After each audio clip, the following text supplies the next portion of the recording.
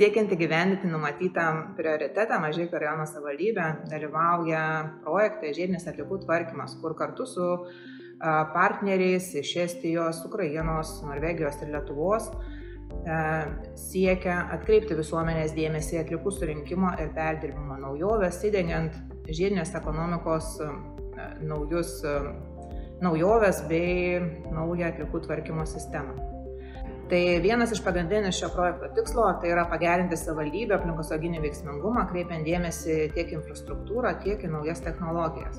Mažeikių rajono savivaldybės administracija strateginiame plėtros plane išsikėlė vieną iš prioritetų – žalia, darnios infrastruktūros savivaldybė, kuriuo siekiama taikant žiedinės ekonomikos principus modernizuoti atliekų tvarkymo sistemą, tobulinti ir plėsti atliekų tvarkymo infrastruktūrą, skatinti verslo subjektus, organizuoti antrinių žaliavų perdirbimą bei pakartotinį daiktų panaudojimą, skatinti ir rengti aplinkos apsaugos iniciatyvas, didinti supratimą apie žiedinę ekonomiką, organizuoti įvairius renginius, skatinti, tausoti aplinką ir rūšiuoti atliekas. Tere! Minu nimi on Karola Janov ja olen projekti ringluspõhine jäätmekäitlus projektijuht ja eestvedaja Paide linnas. Paide roll ja eesmärk selles projektis on olnud peamiselt elanike teadlikkuse tõstmine. Ja meie tegevuse sisuks on olnud õpetada meie noori ja suurendada nende teadmisi keskkonnasõbralikust käitumisest, suunata neid rohkem asju teadlikumalt tarbima, taaskasutama ja käituma selliselt, et meie elukeskkond oleks hoitud ning jätkusuutlik. Läbi noorte teadlikkuse kasvatuse soovime mõjutada ka tegelikult meie täiskasvanute käitumist.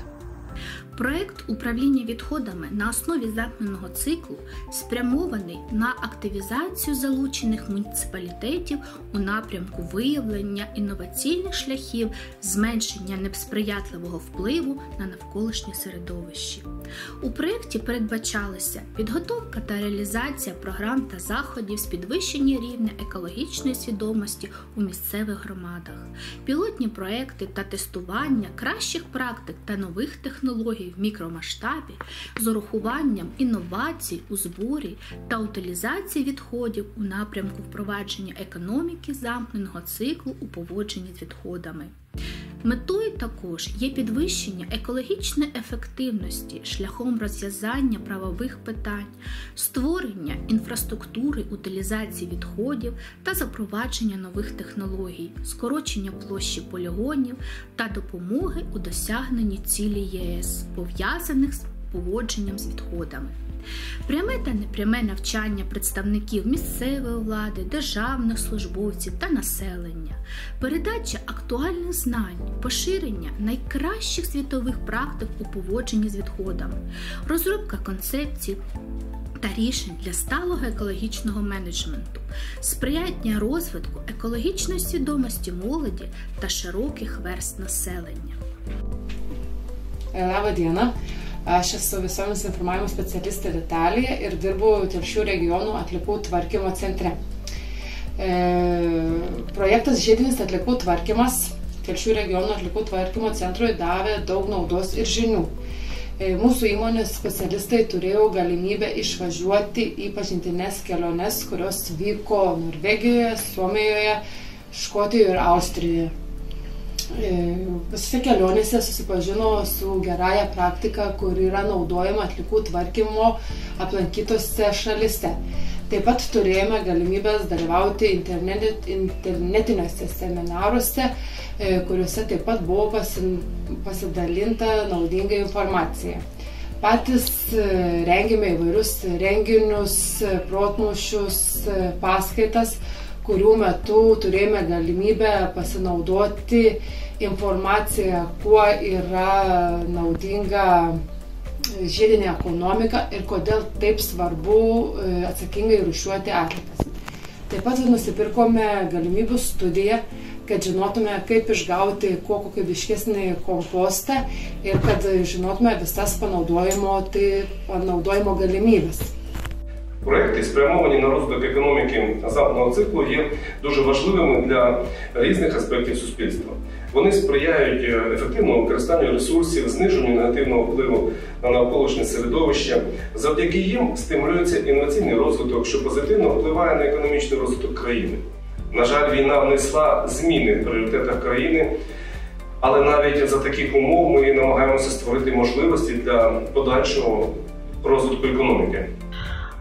Kuo praturtino mane asmeniškai ši išvyka, tai kad buvo puikiausias pavyzdys, kaip jau yra įgudusi bendruomenė gyventi tvariai. Tai, ką ji panaudoja savo gyvenime, atiduoti kitiems ir tuos daiktus, iš pirmo žvilgsnio lyg ir šiukšlės, nebijočiau to žodžio sakyti, vartoti. Reiškia, mūsų tikslas buvo Mažeikiuose padaryti modernų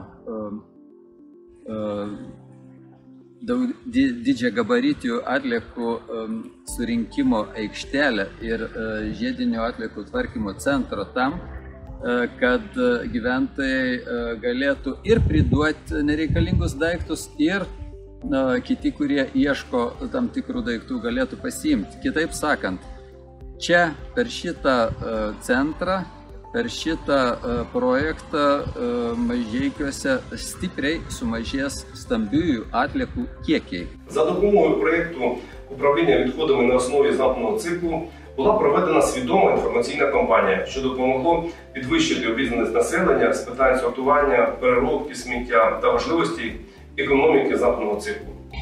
Pasijungėme ir turėjome galimybę dalyvauti kūrybinėse dirbtuvėse, mokytis rūšiuoti, teisingai rūšiuoti. Dalyvavome tokiose edukacijose, kaip pasigaminti tvarią kalėdų eglutę, kaip eglutėj sukurti tvarius žaisliukus. Лекція, дискусія Zero Waste Lifestyle запам'яталась мені як цікавий та корисний захід, який розширив мої знання про економіку, замкненого циклу, нові бізнес-моделі на основі принципів екодизайну, ремонту, повторного використання, відновлення і обміну продукції та максимального запобігання утворенню відходів. Дізналася про передовий досвід інших країн та основні принципи, на яких базується політика ЄС щодо поводження з відходами. Aktiivsemalt oleme olnud selle projektiga seotud siis viimane aasta, kus me oleme seda projekti meie koolis vedanud. Aga küll me oleme tegelikult seda projekti nii-öelda vaikselt oma koolis teinud juba 3 aastat, nagu ma ütlesin, ja just läbi selle, et õpilastes teadlikkust suurendada, oleme käinud 3 aastat järjest prügi korjamas. Iga õppeaasta alguses, aga ka kevaditi, nii et selles mõttes on meil see kogemus päris selline juba omajagu. Ja minu meelest nagu, mis kõige toredam on, et olen saanud lapsevanematelt nii-öelda tagasisidet, et lapsed on teinud omal algatusel sellist prügikorjamist pereringis. Ja sorteerimist, eks ole. Ja sorteerimist ka, et see on nagu ehe näide sellest, et lapsed viivad neid teadmisi ka koju kaasa. Земля – це наш дім. Коли я був у дитинстві, мене батьки навчали сортувати сміття. Та коли я вже підріс, я вже його сортую та кажу друзям сортувати. Я люблю дивитися відео та мультфільми про природу та екологію. Коли я записав відео про екологію, то я не знав, що я буду переможцем.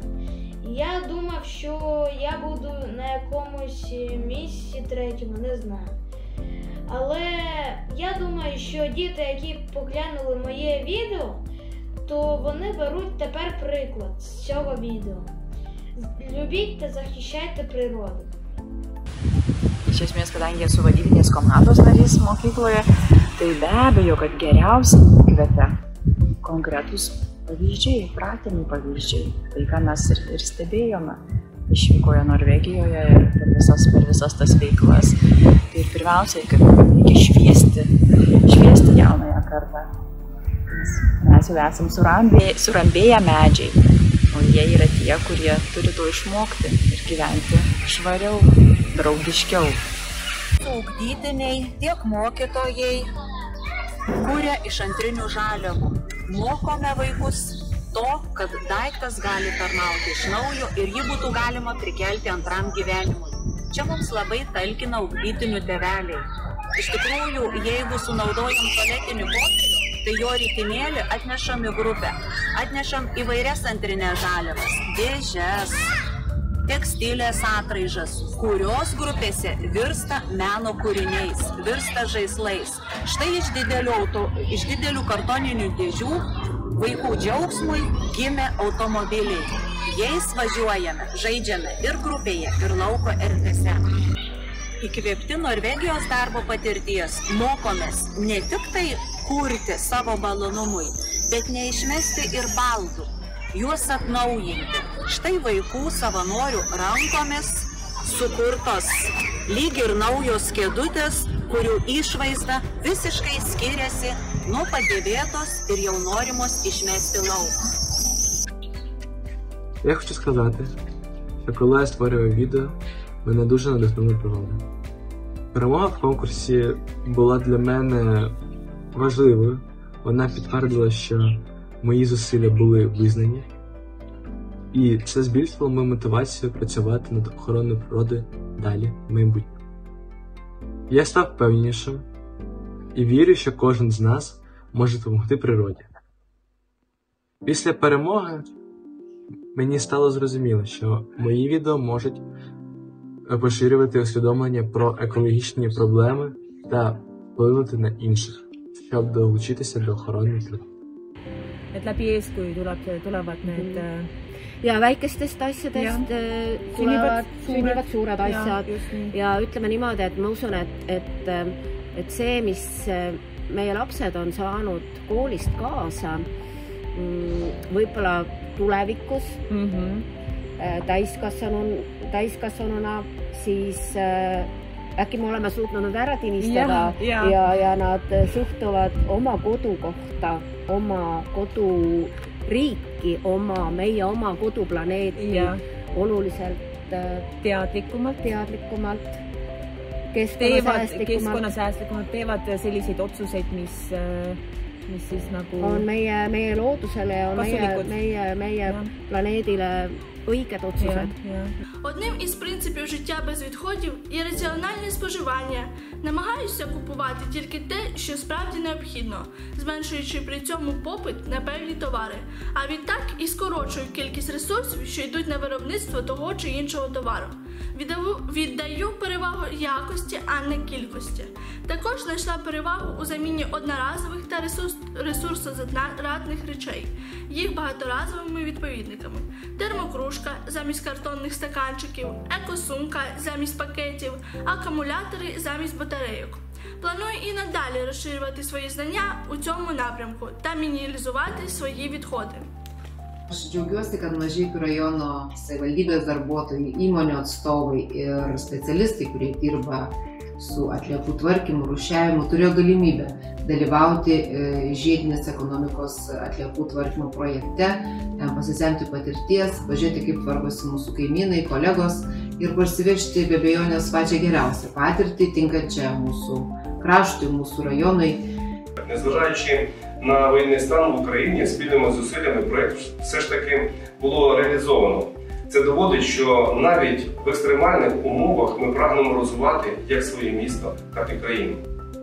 Projekto eigoje daugelį vizitų į kitas šalis metu dalyviai turėjo puikią galimybę prisidėti prie gamtosauginių iniciatyvų, inicijuoti jas savo šalyje ir bei žiedinės ekonomikos krypties veiklose, dalinti savo žiniomis tarp kitų šalių atstovų, siekiant bendrų Europos atliekų tvarkymo tikslų, prisidėti prie jaunimo ir platesnės visuomenės žinių apie aplinkosaugą platinimo ir be abejo stiprinti tarptautinį bendradarbiavimą. Šiuo metu svarbu tai, kad gyventojai ir Mažeikių gyventojai, miestiečiai yra sukaupę daug nereikalingų daiktų, todėl Mūsų projektas gyvendintas Mažeikių savivaldybės kartu su partneriais yra labai svarbus, kad mes pritaikytumėm užsienio patirtį, kaip taupiai, ekologiškai, žiediškai gyventi, mažinti nereikalingus daiktus, atliekas ir siekti žalumo. Projektas buvo naudingas, reikalaujantis daug darbo ir pastangų, bet viskas atsipirko gauta nauda ir gautomis patirtimis. Tai reikia tik gerų ketinimų ir mažai žingsneliais galime pradėti keistis. Keisdami savo įpročius, elgseną, galime tapti твараus gyvenimo edukaтором. Ці ідеї економіки золотого циклу можуть спонукати до створення нових технологій та бізнес-моделей. Щоб зробити місто більш передовим, можна розглянути декілька інновацій та підтримки економіки золотого циклу. Це, перш за все, роздільний збір сміття, впровадження системи роздільного збору сміття та його подальша переробка та використання для створення нових продуктів. Заохочення до переробки – це розробка програм та стимулювання для підприємств, які використовують перероблені матеріали у своїх процесах. Освіта та свідомість громадян – це забезпечення інформації та освітніх заходів щодо переваг економіки золотого циклу. Ці ініціативи можуть допомогти зробити місто більш сталісним та екологічно свідомим, а також сприяти розвитку інноваційних та позитивних змін для місцевої спільноти та довкілля. Bet koks naujas darbas prasideda nuo idėjos. Idėją mes galim sugalvoti, mes galim ieškoti, o galim pamatyti, susipažinti su kitų gerąją patirtimą. Šitas projektas leido mums pamatyti, susipažinti, padiskutuoti. Kiek idėjų turėsim, tą parodys ateitis. Bet manau, kad iš šito projekto tikrai pradžia bus padaryta ir idėjos gaus savo gyvenimą. Kaip yra visuomenė, kuri tai geba daryti, geba gyventi tvariai. Ir iš tiesų, taip žmogiškai kalbant, tai buvo didelis, puikiausias pavyzdys, į ką mes turime lygiuotis. Vienareikšmiškai turime lygiuotis. На жаль, військова агресія з боку Російської Федерації відіграла надзвичайно негативну роль у подальшому впровадженні проєкту. Місто Суми перебувало певний час в облозі. Ворожі війська пошкодили інфраструктуру міста, обстрілюють житлові будинки, навіть навчальні заклади.